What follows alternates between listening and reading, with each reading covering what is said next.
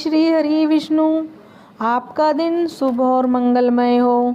माघ मास महात्म्य अध्याय 17 चैप्टर 17। अप्सरा कहने लगी कि हे राक्षस, वह ब्राह्मण कहने लगा कि इंद्र इस प्रकार अपनी अमरावतीपुरी को गया, सो है कल्याणी। तुम भी देवताओं से सेवा किए जाने वाले प्रयाग में माघ मास में स्नान करने से निष्पाप होकर स्वर्ग में जाओगी।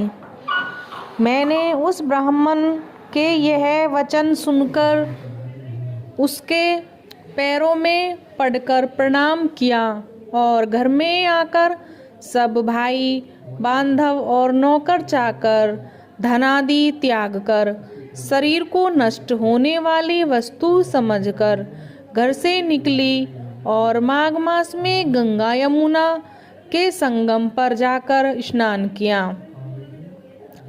हे निशाचर, 3 दिन के स्नान से मेरे सब पाप नष्ट हो गए और 27 दिन के पुण्य से मैं देवता हो गई और पार्वती जी की सखी होकर सुख से निवास करती हूँ। इसलिए मैं प्रयाग के महात्म्य को याद करके सब देवताओं के सहित माघ में प्रयाग स्नान करती हूँ। मैंने अपना यह सब वृत्तांत तुमसे कहा। तुम भी इसी योनि में पड़ने और कुरूप होने का सब कारण कहो। तुम्हारी दाढ़ी मूछें बहुत बड़ी बड़ी हो गई है और पार्वती गुफा में वास करते हो। निशाचर कहने लगा कि हे भद्रे, सज्जनों से गुप्त बात कहने में भी कोई हानि नहीं होती। मुझको अब कोई संशय नहीं रहा। मेरा उद्धार तुमसे ही होगा। मैं अपना सब वृत्तांत तुमसे कहता हूँ। मैं काशी में वेदों का ज्ञाता था और बड़े उच्च कुल के ब्राह्मण के घर में जन्म लिया था। मैंने राजा पापी शूद्र तथा वैश्यों से अनेक प्रकार के दान लिए। मैंने दान लेने में चांडाल को भी नहीं छोड़ा। उस जन्म में मैंने कोई भी धर्म नहीं किया, वहीं पर ही मृत्यु को प्राप्त हो गया। तीर्थ स्थान पर मरने के कारण नरक में नहीं गया। पहले 2 बार गिद्ध योनि में, 3 बार व्याघ्र योनि में, 2 बार सर्प योनि में, 1 बार उल्लू की योनि में और अब 10वीं बार राक्षस हुआ हूँ और सैकड़ों वर्षों से इसी योनि में हूँ। इस स्थान को 3 योजन तक मैंने जंतुहीन कर दिया। बिना अपराध के बहुत से प्राणियों को मैंने नष्ट किया है। इस कारण मेरा मन अत्यंत दुखी है।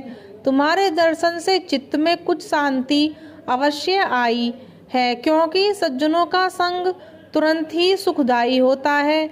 मैंने अपने दुख के कारण आपसे कहे और सज्जन लोग सदैव दूसरों के दुखों से दुखी होते हैं। अब यह बताओ कि इस दुखी रूपी समुद्र को कैसे पार कर सकता हूँ? क्या यह क्षीर सागर हंस को ही दूध देता है, बगुले को नहीं देता? दत्तात्रेय जी कहने लगे कि इस प्रकार उसके वचन सुनकर कांचन मालिनी कहने लगी कि हे राक्षस, मैं अवश्य तुम्हारा कल्याण करूंगी। मैंने दृढ़ प्रतिज्ञा की है, तुम्हारी मुक्ति के लिए प्रयत्न करूंगी। मैंने बहुत बार प्रयाग में स्नान किया है। वेद जानने वाले ऋषियों ने दुखी को दान देने की प्रशंसा की है। समुद्र में जल बरसने से क्या लाभ? प्रयाग में स्नान करने का 1 बार फल मैं तुझे देती हूँ, उसी से तुमको स्वर्ग की प्राप्ति होगी। उसके फल का अनुभव मैं कर चुकी हूँ। तब उस अप्सरा ने अपने गीले वस्त्रों का जल निचोड़कर जल को हाथ में लेकर माघ स्नान के फल को उस राक्षस को अर्पण किया। उसी समय पुण्य प्राप्त हुआ। पुण्य प्राप्त वह राक्षसी शरीर को छोड़कर तेजमय सूर्य के सदृश देवता रूप हो गया। आकाश में विमान पर चढ़कर अपनी कांति से चारों दिशाओं को प्रकाशित करता हुआ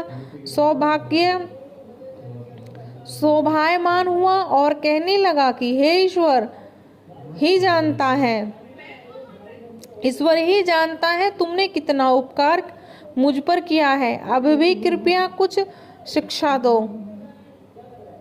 जिससे मैं कभी पाप न करूं। अब मैं तुम्हारी आज्ञा पाकर स्वर्ग में जाऊंगा। तब कांचन मालिनी ने कहा कि सदैव धर्म की सेवा करो, काम रूपी शत्रु को जीतो, दूसरों के गुण तथा दोषों का वर्णन मत करो, शिव और वासुदेव का पूजन करो, इस देह का मोह मत करो, पत्नी पुत्र धन आदि की ममता त्यागो, सत्य बोलो, वैराग्य भाव धारण कर योगी बनो। मैंने तुमसे यह धर्म के लक्षण कहे।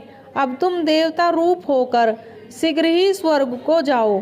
दत्तात्रेय जी कहने लगे कि इस प्रकार गंधर्वों से शोभित वह राक्षस कांचन मालिनी को नमस्कार करके स्वर्ग को गया और देव कन्याओं ने वहां आकर कांचन मालिनी पर पुष्पों की वर्षा की और प्रेम पूर्वक कहा कि हे भद्रे, तुमने इस राक्षस का उद्धार किया। इस दुष्ट के डर से कोई भी इस वन में प्रवेश नहीं करता था।